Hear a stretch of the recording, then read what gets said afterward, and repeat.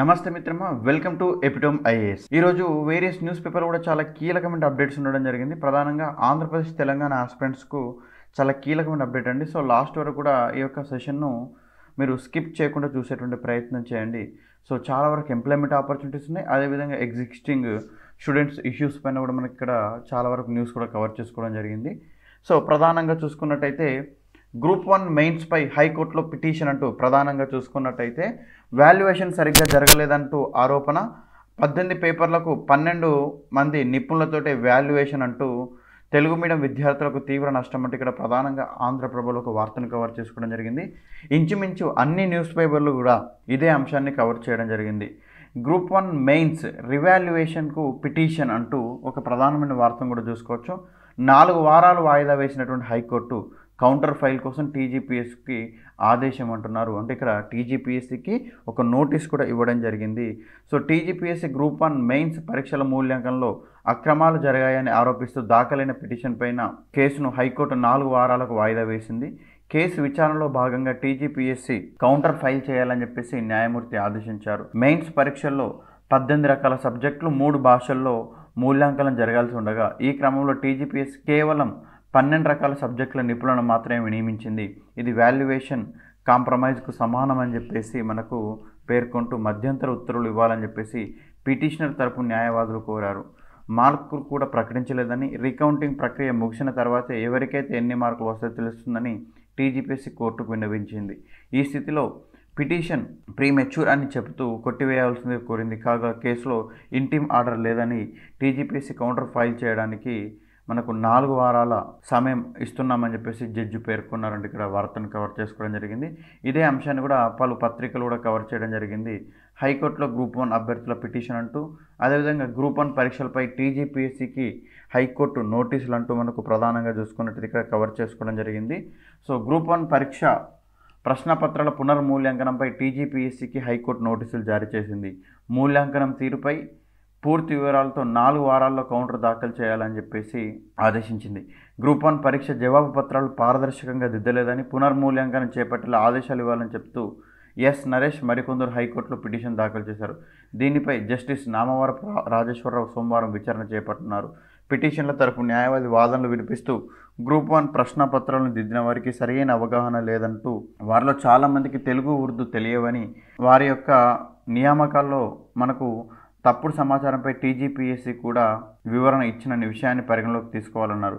దేశవ్యాప్తంగా 12 అంశాల్లో నిపుణులైన 351 మంది మూల్యాంకనం కోసం తీసుకున్నారని, అయితే 18 అంశాల్లో పరీక్షలు జరిగాయని తెలిపారు.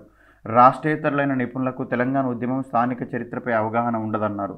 అందువల్ల పునర్మూల్యాంకనం జరిపేలా ఆదేశాలు జారీ చేయాలని కోరారు. టీజీపీఎస్సి తరపు న్యాయవాది పిఎస్ రాజశేఖర్ వాదనలు వినిపిస్తూ ఈ ఆరోపణలన్నీ అవాస్తవం అన్నారు. ఫలితాలు వెల్లడించకుండానే పిటిషన్ దాఖలు చేయడం వల్ల ఫలితం లేదన్నారు.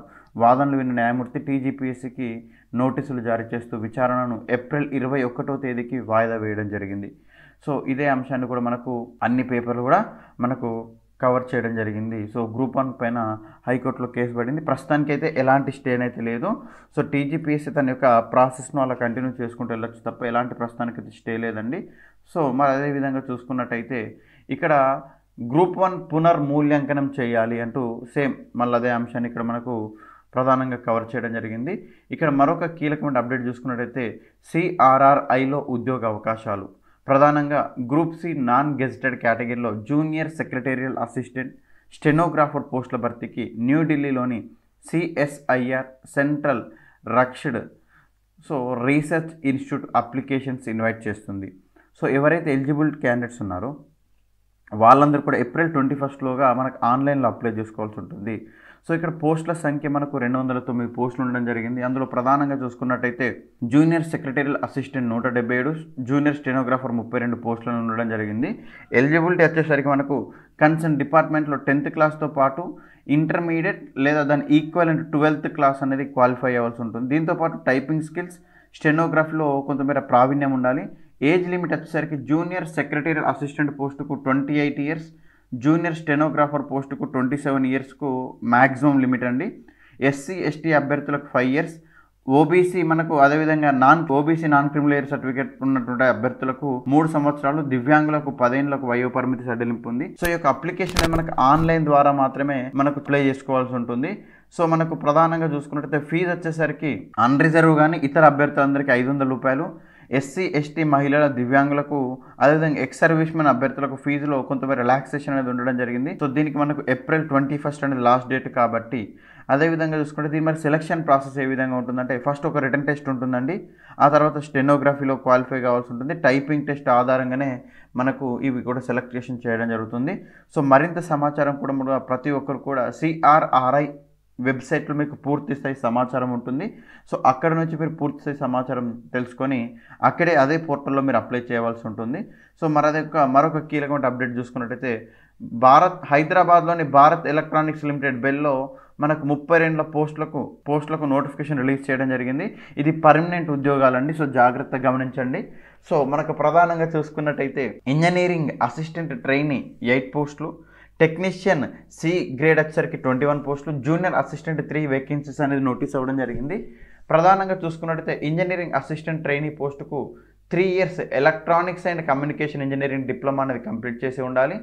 అదేవిధంగా చూసుకున్నట్టయితే టెక్నీషియన్ గ్రేడ్ సి పోస్ట్కి వచ్చేసరికి 10th class ITIలో ఎలక్ట్రానిక్స్ అదేవిధంగా మెకానిక్ ట్రేడ్ అనేది కంప్లీట్ అయ్యాలి. అదేవిధంగా 1 year అప్రెంటిషిప్ చేసి కూడా ఉండాలి.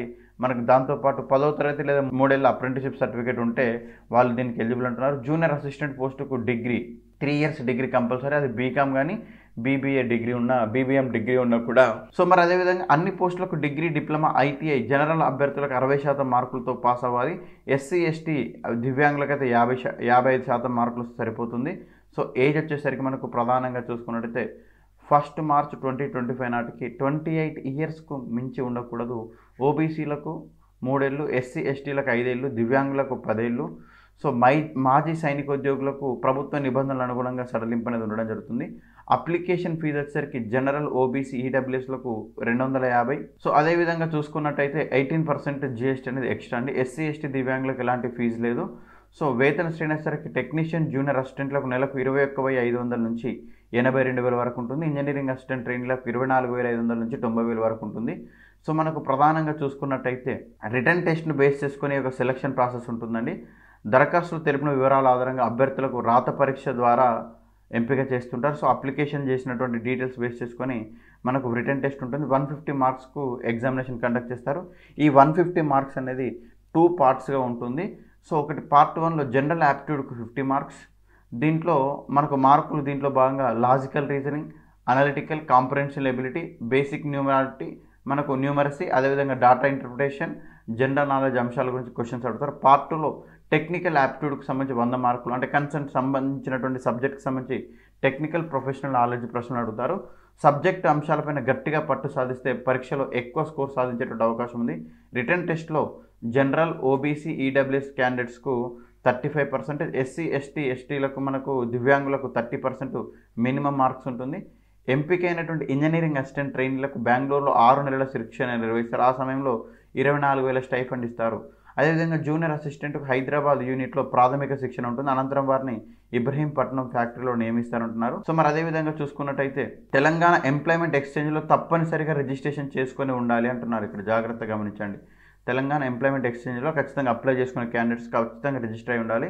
అడ్మిట్ కార్డు సంస్థ వెబ్సైట్ నుంచి డౌన్లోడ్ చేసుకోవాలని దీన్ని పోస్ట్ ఈమెయిల్లో పంపారంటూ మనకు ప్రధానంగా చూసుకుంటే అడ్మిట్ కార్డును సంస్థ వెబ్సైట్ నుంచి డౌన్లోడ్ చేసుకోవాల్సి ఉంటుంది. ఎలాంటి పోస్ట్లో కానీ ఈమెయిల్లో కానీ పంపారంటూ ఇక్కడ మనకు మెన్షన్ చేయడం జరిగింది.